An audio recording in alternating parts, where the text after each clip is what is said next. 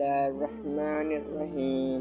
غار میں پھنسے ہوئے 3 افراد کا واقعہ اسلامی تعلیمات اور حدیث میں نہایت تفصیل سے بیان کیا گیا ہے، اور یہ واقعہ ہمیں اللہ پر بھروسہ، خالص نیت، والدین کی خدمت، پاک دامنی و ایمانداری داری کے عظیم اسباق سکھاتا ہے۔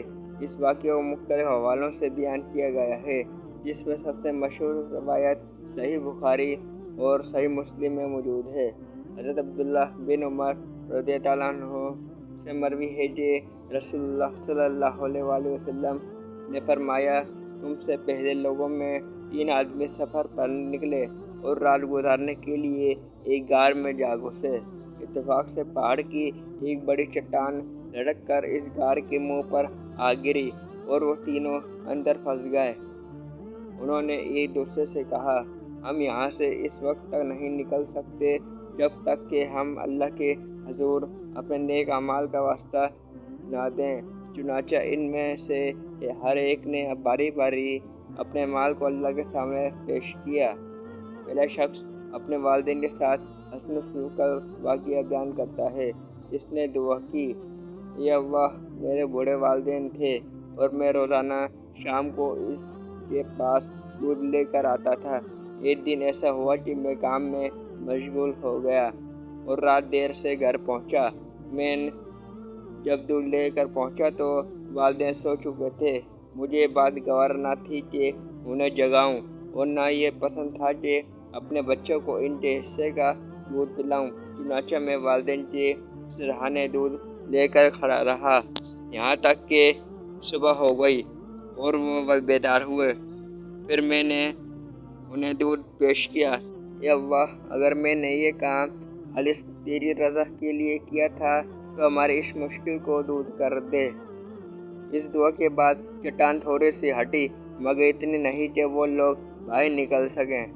دوسرا شخص اپنی پاک دامنی اور حیا کی حفاظت کا واقعہ بیان کرتا ہے۔ اس نے کہا، اے اللہ، میری ایک چچا زاد بہن تھی جس سے مجھے بہت محبت تھی اور میں اس سے تعلق قائم کرنا چاہتا تھا، لیکن وہ راضی نہ ہوئی۔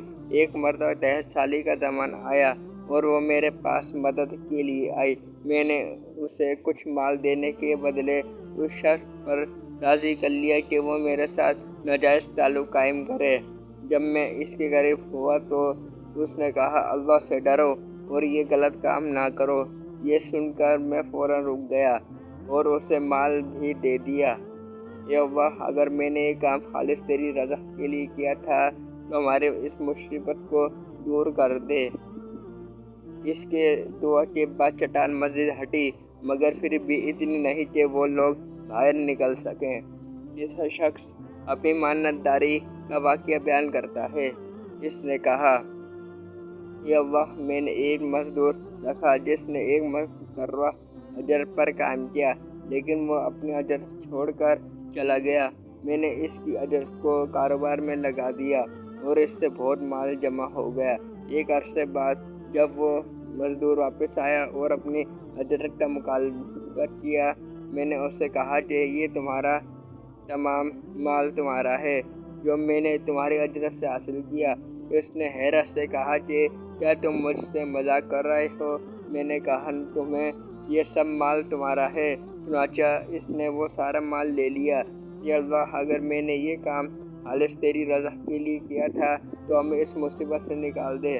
اس کی دعا کے بعد چٹان مکمل طور پر ہٹ گئی اور وہ تینوں غار سے باہر نکل آئے۔ یہ واقعہ ہمیں کچھ انتہائی اہم سبق فراہم کرتا ہے جو ہماری روزمرہ زندگی میں بہت اہم رکھتے ہیں۔ یہ واقعہ ہمیں سکھاتا ہے کہ جب ہم مشکل میں ہوتے ہیں تو ہمیں اللہ کی طرف رجوع کرنا چاہیے اور اپنے نیک اعمال کو وسیلہ بنا کر دعا مانگنی چاہیے۔ اللہ تعالیٰ انسان کی دعا کو قبول کرتا ہے، بشرط یہ کہ وہ دعا خالص اخلاص کے ساتھ مانگی جائے اور دعا میں عاجزی و انکساری ہو۔ پہلا شخص والدین کی خدمت کے عمل کو اللہ کے سامنے پیش کرتا ہے، جس سے معلوم ہوتا ہے کہ والدین کے ساتھ حسن سلوک ایک انتہائی مقبول عمل ہے۔ قرآن اور حدیث میں بھی والدین کی خدمت کو بہت اہمیت دی گئی ہے، جیسا کہ سورۃ بنی اسرائیل آیت نمبر 23 میں فرمایا گیا، اور والدین کے ساتھ نیکی کرو۔ دوسرے شخص کا واقعہ ہمیں سکھاتا ہے کہ ایک مومن کو اپنی پاک دامنی اور حیا کی حفاظت کرنی چاہیے، چاہے اسے کتنی ہی بڑی آزمائش کا سامنا کیوں نہ ہو۔ اللہ تعالیٰ ان لوگوں کو پسند فرماتا ہے جو نفس کے برے خیالات سے بچتے ہیں اور اپنے آپ کو اللہ کے لیے پاک رکھتے ہیں۔ تیسرے شخص کا واقعہ امانتداری اور دیانتداری کی بہترین مثال ہے۔ اس شخص نے اپنے مقررہ مزدور کی اجرت کو محفوظ رکھا اور اس سے کاروبار کر کے اس کے حق کو بڑھا دیا۔ قرآن پاک میں ایمانداری کی تاکید کی گئی ہے، جیسا کہ سورۃ النساء آیت نمبر 58 میں اللہ تعالیٰ فرماتا ہے، بے شک اللہ تمہیں حکم دیتا ہے کہ امانتیں اہل کے سپرد کرو۔ ان تینوں افراد نے اپنے مال کو اللہ کے سامنے پیش کیا اور اللہ نے ان کی دعا کو قبول کیا۔ یہ واقعہ اس بات کو واضح کرتا ہے کہ اللہ کی بارگاہ میں صرف وہی عمل قبول ہوتا ہے جو خالص نیت اور اخلاص کے ساتھ کیا گیا ہو۔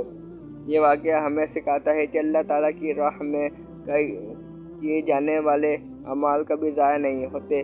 اگر ہم اخلاص کے ساتھ نیک عمل کرتے ہیں تو اللہ تعالیٰ ان کا بہترین بدلہ دیتا ہے۔